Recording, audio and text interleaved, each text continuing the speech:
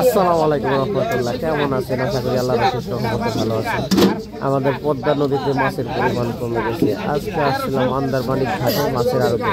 দেখেন, আগে যেই পরিমাণ মাছ পাওয়া যাইতো তার চাইতে এখন কম সীমিত আকারে মাছ পাওয়া যাচ্ছে না। দেখেন, শুধু মাছের সরাসরি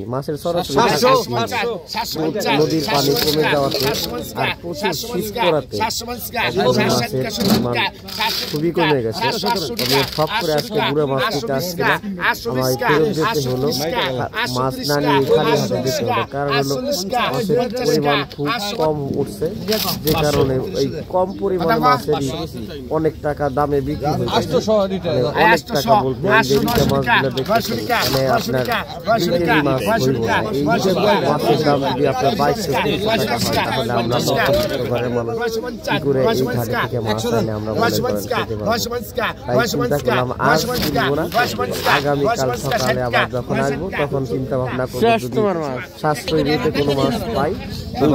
আজকে আবার কিছু চাষের মাছও, কিন্তু এই চাষের মাছ বলতে একটু ভুল হয়।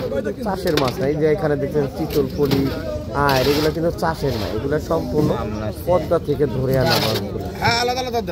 অনেক বড় একটা চিতল পলি আর আয়ের মাছ পদ্মা নদীর মাছের স্বাদটাই আলাদা। এর কারণে পদ্মার মাছের দাম কিন্তু একটু বেশি থাকে। চাষের মাছের দাম স্বাভাবিক তুলনায় অনেক কম, কিন্তু নদীর মাছ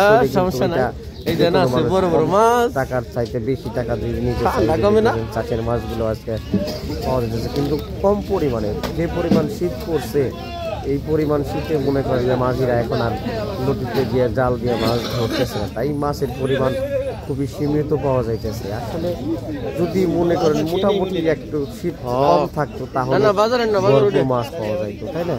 আর দ্বিতীয় কথা, এখন তো আনসিজন বলতে নদী থেকে খাল বিল থেকে সব জায়গাতে পানি কমে যাওয়াতে মাছগুলো এখন কমে গেছে সব জায়গায়। এই কারণে মাছের প্রচুর পরিমাণে দাম হয়ে গেছে। মধ্যবিত্তরা মাছ কিনতে হিমশিম খাচ্ছে, কারণ হলো যে প্রকারে মাছ কমে গেছে ওই প্রকারে কিন্তু মাছের দাম বৃদ্ধি পাইতেছে। এখন মনে করুন প্রচুর পরিমাণে শীত, দেখেন প্রত্যেকটা মাঝে